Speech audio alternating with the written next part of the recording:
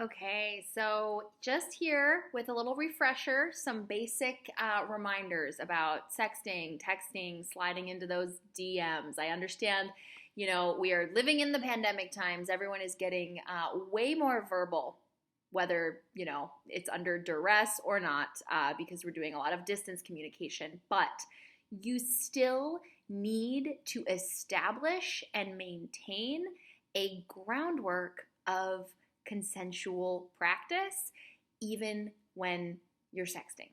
Okay? What do I mean by that? I made this whole video earlier in the pandemic. It's questions to ask before sexting. I highly suggest you watch it if you're interested. But all that it's getting at is you still need to do the due diligence of checking in to make sure that the person that you're texting with or communicating with actually wants to talk about explicitly sexual things with you. So someone being on a dating app is not blanket consent for that, right? Someone matching with you on a dating app is not consent for any type of fucking conversation that you want to have. Even if it's a dating app that's like pretty sex forward, which I've been on. And the purpose of those apps is to be able to, yes, be like open and honest and transparent. And that is wonderful. That is still different than assuming that, oh, well, because this person has indicated that they're into kink or they're into one behavior or the other, that they automatically want me to launch into describing doing that to them or talking about doing that to them. Not the case. Okay? Not so. And my guys, man, some of y'all, and I'm not saying this is only guys, it's just guys happen to be who I'm interacting with, and there's a specific dynamic that occurs there. Y'all are you just come out the gate with some aggressive shit. It's a move, and it's not a good one. It's not my favorite. And it's not my favorite as someone who actually quite enjoys and can get very turned on by, kink and power play and all of that stuff. But the thing that is just not being taken into account is, which is the reality, the prevalence of the threat of sexual violence, which I can't believe I'm saying that because you'd think by 2021, people would be more attuned to that. But the thing is I am someone who actually, mercifully, I guess, does not have the most extensive trauma history. And so when I'm in a situation where someone says something really sexually aggressive, I'm able to get frustrated or angry, but those can be constructive and I can actually respond. And I've learned how to respond. I don't immediately become triggered and freeze up, which I imagine lots of people would, and it would be really jarring and really horrifying.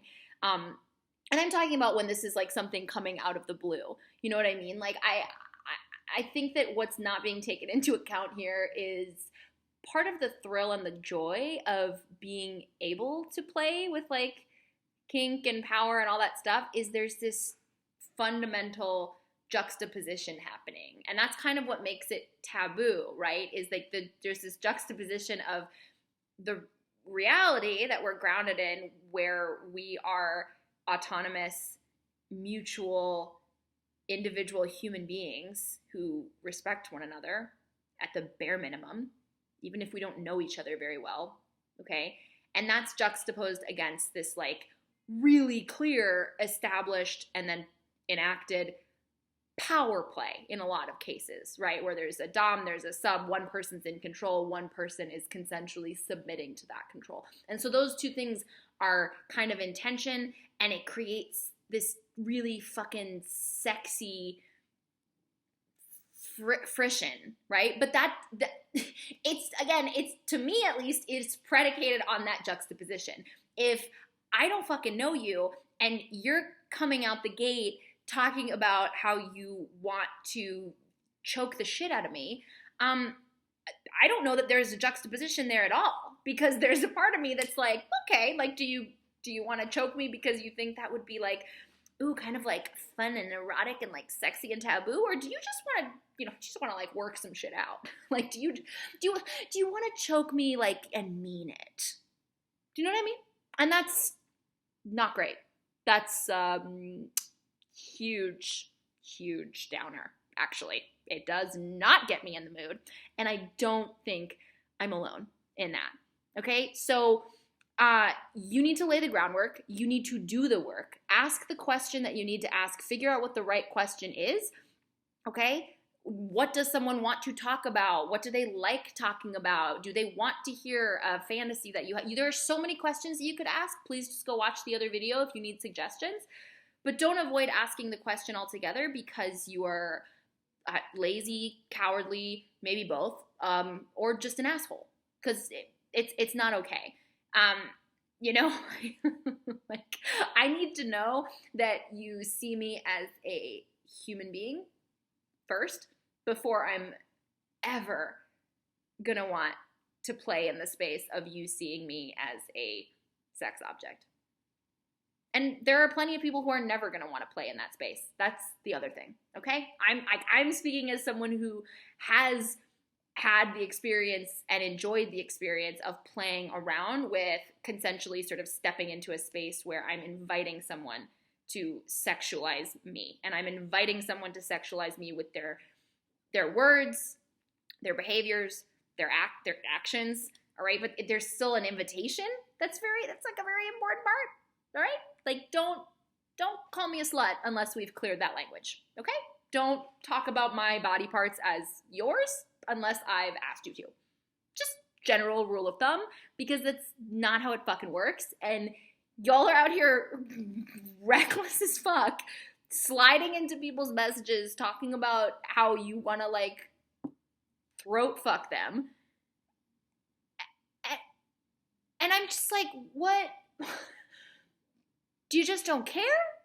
Or are you truly so blithely unaware of the prevalence of sexual trauma that there's like no part of you that thought to check in about that before you just assumed?